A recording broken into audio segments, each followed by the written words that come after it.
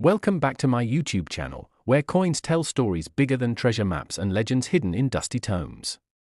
Today, we're diving into the most extraordinary tale ever told about a small, copper-colored coin that defied every odd and became the most valuable 1-cent piece in human history. Imagine, if you will, a simple 2007 1-cent coin, pocket change for most, found in the most unexpected place, that would go on to shake the very foundations of the numismatic world. This isn't just a story about a coin. It's about mystery, betrayal, unsolved puzzles, secret societies, and the staggering $927 million someone paid to possess a relic of modern mythology. Sit back, because what you're about to hear is more than just a story. It's an odyssey. It began in a town called Washburn, North Dakota, where winters bite like wolves and summers feel like borrowed time. Among the aging wood of a crumbling barn on the edge of an abandoned homestead, a teenager named Caleb Anders made a discovery that would alter his destiny forever. Caleb wasn't a coin collector, nor was he particularly lucky. He was just trying to find scrap metal to sell.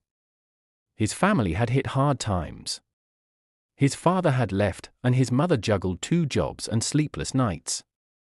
The barn belonged to Caleb's late grandfather, and the boy hoped he might find something, anything, that would help. In a cracked coffee tin hidden beneath the floorboards, he found what looked like ordinary change. Nickels, dimes, quarters, and a few dusty pennies, most too worn to matter. But there was one that caught his eye. It was shinier than the others, almost unnaturally preserved, a 2007 1-cent coin with a faint golden hue despite its copper base. Something about it felt different. Not just its brightness but the weight of it.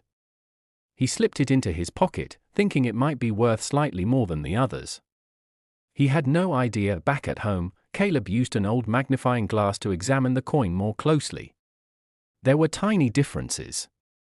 The Lincoln Memorial on the reverse side had 4 extra columns. No, not drawn on, not scratched, minted. Impossibly precise. The VDB initials beneath Lincoln's shoulder were missing, and most puzzling of all, the Liberty inscription appeared in a script style never used in any official minting. This was no ordinary penny.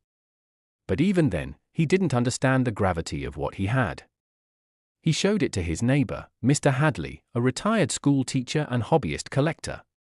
When Hadley saw the coin, his face lost all color. Hadley told Caleb he needed to speak to someone who could verify the coin, someone with more expertise. That someone was Meredith Klein, a numismatist from Minneapolis with a background in rare coin evaluation. She had testified in federal court cases involving stolen mint property and once traced a forged colonial coin back to its origin. When Meredith saw the coin, she asked Caleb just one question: "Where did you find this?" Caleb told her everything, and that's when the story exploded. Meredith took the coin to a laboratory, and the results were staggering. The metal composition was not just copper-plated zinc as expected. It contained traces of osmium, a rare and incredibly dense element not used in coin minting due to its toxicity and rarity. The presence of osmium meant someone went to incredible lengths to create something unique. But why? More strange than the materials were the layers hidden beneath the surface. Using advanced spectral imaging, researchers discovered that beneath the visible details of the coin was a microscopic map etched into the substrate, one that couldn't be seen with the naked eye. The map appeared to correspond to a section of land in New Hampshire, near the edge of the White Mountains. Once this detail became public, the media frenzy erupted. News outlets from CNN to obscure treasure hunting blogs ran the story. Theories blossomed like weeds in spring. Some claimed it was a government experiment, others thought it was an art project by a rogue genius, and a few believed it was extraterrestrial. But none of those theories matched what was yet to unfold. A private collector from Belgium offered $5 million. Caleb, stunned, refused. Offers kept coming. 10 million. 25.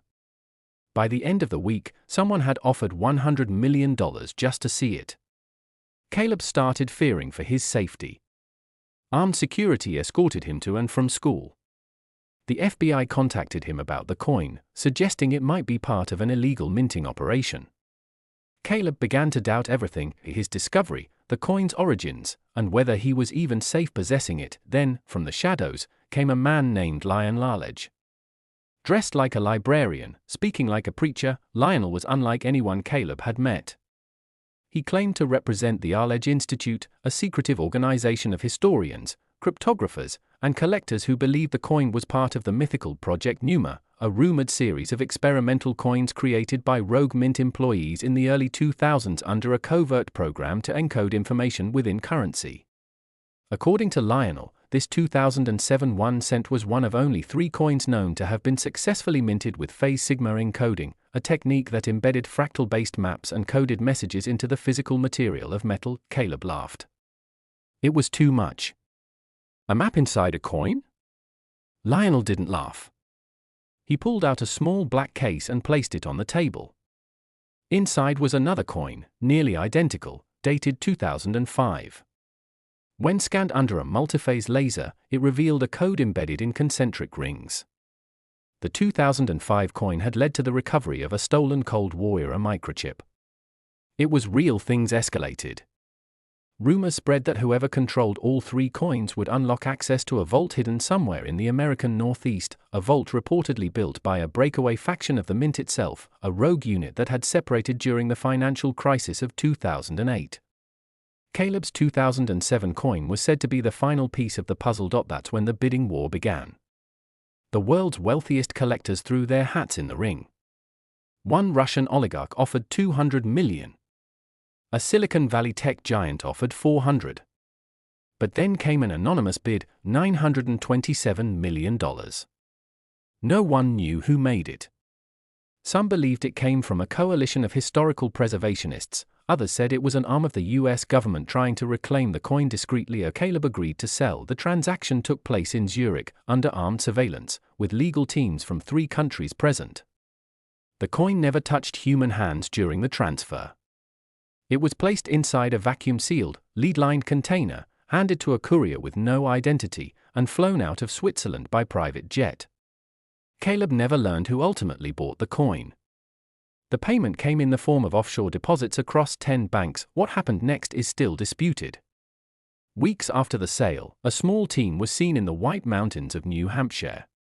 They carried strange equipment, and all wore identical black jackets with a symbol, a stylized N woven into a labyrinth. According to hikers, the team spent 3 days near a waterfall where the map on the coin allegedly pointed. Then, they vanished. Later that year, a private intelligence firm leaked that a subterranean chamber had been discovered in the area. Inside it, rows of steel containers, marked in code.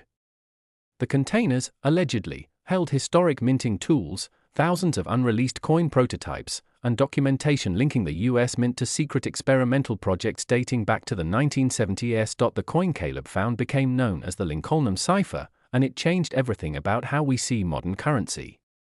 Other collectors began scanning their change, hoping to find another cipher coin. The US Mint denied all allegations, calling the coin an elaborate hoax. But the lab reports, the materials, the encryption, none of it could be denied. Caleb disappeared from public view after the sale. He used the money to buy a cabin in Oregon, where he writes under a pen name. Occasionally, he appears at underground coin collector events under heavy disguise. Lionel Arledge and the Arledge Institute have never been seen again. Some say they dissolved. Others claim they simply went deeper underground. And the buyer? No one knows. Some think the coin resides inside a vault at the Vatican. Others say it was melted down to erase the evidence. A few whisper that the coin still exists, that it holds more than just a map, that it contains coordinates, names, even DNA samples encoded at the atomic level. But those are just stories. Or are they? The tale of the 2007 1 cent worth $927 million isn't about metal or money. It's about what happens when the ordinary becomes extraordinary. When a penny becomes a portal. When one small boy with a struggling family discovers something that rewrites history. So the next time you find a coin on the sidewalk, don't ignore it. Pick it up. Flip it over. Look a little closer. Because sometimes, buried in the simplest things, lies a story worth nearly $1 billion. Thanks for watching, and we'll see you in the next one. Next, 1987 D1 cent USA coin, where incredible stories about rare coins and their astonishing journeys continue to amaze. Today's tale is unlike anything you've ever heard. It involves a coin that most people wouldn't give a second glance, just a simple penny minted in 1987 in Denver. But as you'll discover, this seemingly ordinary coin carried with it a secret so rare, so valuable, that it became the center of one of the most intriguing treasure hunts in modern history. A 1987 D1 coin, worth an unimaginable $78 million, sparked obsession, mystery, betrayal, and redemption.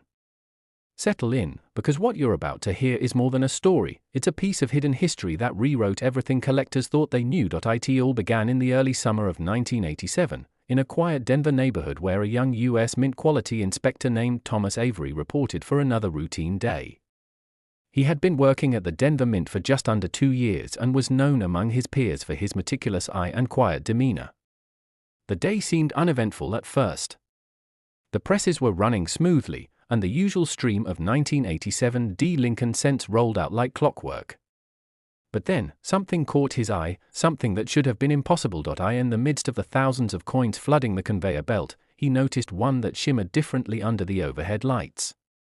It wasn't the color, it was the shape, the density, the strange way the light reflected off its surface. Curious, Thomas plucked it from the line.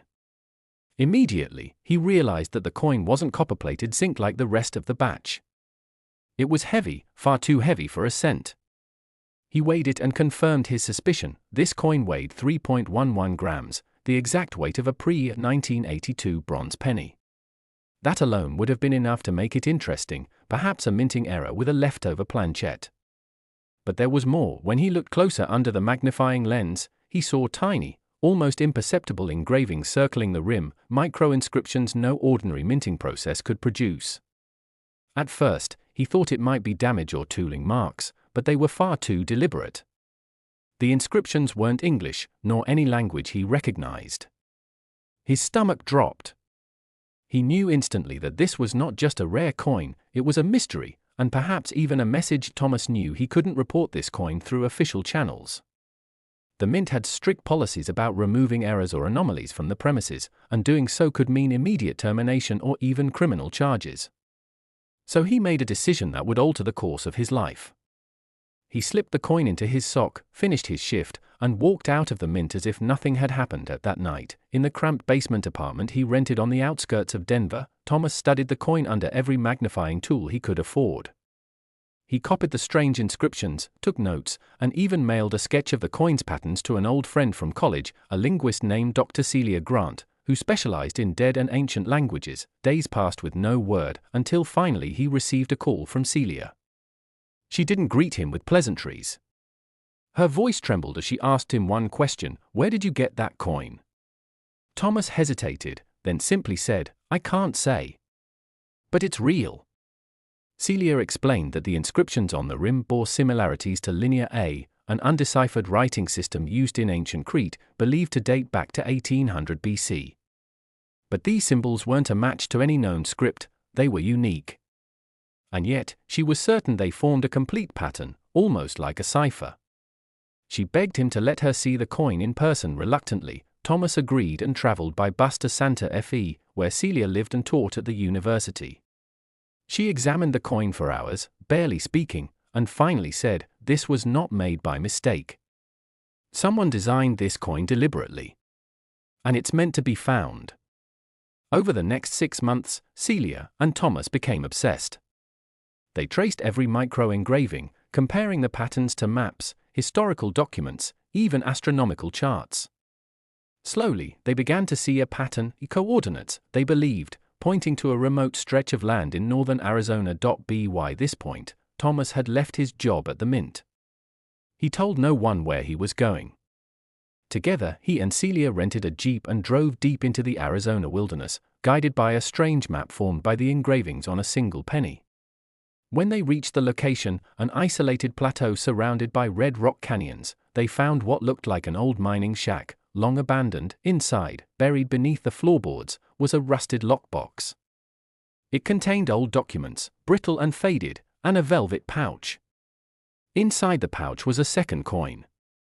An exact duplicate of the one Thomas had taken from the Mint, same weight, same inscriptions, but this one bore a small emblem on Lincoln's shoulder, a tiny lion's head. The documents revealed something incredible. In the 1930s, a wealthy numismatist named Alaric Dupont had discovered an alloy that could mimic copper but was fused with rare earth metals, making the coin virtually indestructible and resistant to decay. He created 10 prototype coins as a test, each with hidden symbols that together formed a map to a treasure buried somewhere in the American Southwest. Thomas and Celia were stunned. Only one coin had ever surfaced, the one Thomas found, and now they had 2. But there were 8 more out there, and somewhere, the treasure, the story of the 1987 D1-cent coin began to spread in whispers among collectors. At first, no one believed it. But then, a third coin surfaced, sold anonymously at a private auction in Zurich for $1.2 million. It had the lion's head emblem and matched the design perfectly. The buyer, a Middle Eastern billionaire with a passion for rare artifacts, refused to part with it but confirmed its weight and properties in a statement that sent shockwaves through the numismatic world. That was when the race began. Treasure hunters, historians, cryptologists, and thrill seekers flooded to the Southwest. Some sought fame, others fortune. A few wanted to solve Dupont's final puzzle. Over the next decade, 5 more coins were discovered, in a false wall behind a library in Utah, inside a time capsule unearthed at a high school in Nevada, embedded in the base of a Civil War statue in Colorado Springs, buried with a 19th-century prospector in New Mexico, and taped inside a book cover in a university archive in Texas. Each coin brought with it more of the cipher, and the puzzle grew clearer. Dupont had hidden a cache of ancient coins, gold bars, and rare documents in a sealed chamber beneath a canyon in southern Utah, a place only reachable by following the full coordinates revealed by all 10 coins. By 2003, 8 coins had been found. But 2 remained missing. Thomas, now in his 50s, had dedicated his life to finding them. Celia had passed away in 1999 from cancer, but not before deciphering much of the code. She left Thomas a final journal, filled with her notes, hunches, and a theory that one of the final coins had been mistakenly circulated in 1987, sent into the world by accident and now lost in the sea of pennies. Thomas traveled the country speaking at coin conventions, placing ads in obscure collector newsletters, offering up to $1 million for a specific 1987 D penny weighing 3.11 grams with unusual rim markings. Most people thought he was insane. But in 2011, everything changed. A retired janitor named Alvin Sutter from Kansas City brought in a jar of coins to a small appraisal shop. Among the jar's contents, the appraiser noticed a heavier penny with unusual edge details. The coin was sent for analysis and matched all the criteria: same alloy, same engravings, same lion's head emblem. Word spread fast. This coin, authenticated and verified by multiple experts, was valued at over $78 million due to its role in solving one of the greatest modern treasure hunts in American history. It was the 9th of 10. One more remained. The collector who purchased it, a tech billionaire, declared that he would not sell or trade the coin. He displayed it in a private vault museum and promised a $10 million reward to anyone who could locate the 10th and final coin and unlock the treasure. As for Thomas, now a legend among coin collectors, he continues his search to this day. Some believe the 10th coin has already been found and hidden again. Others think it's still out there, dropped in a coin jar in someone's attic, or glued to the bottom of a desk drawer by accident. But one thing remains certain: the 1987 D1-cent coin, once dismissed as a worthless copper token, has become one of the most sought-after coins in history, worth $78 million and carrying a legacy that changed everything we thought we knew about small change. So next time you find a penny, take a closer look. It might just be part of a puzzle waiting to be solved.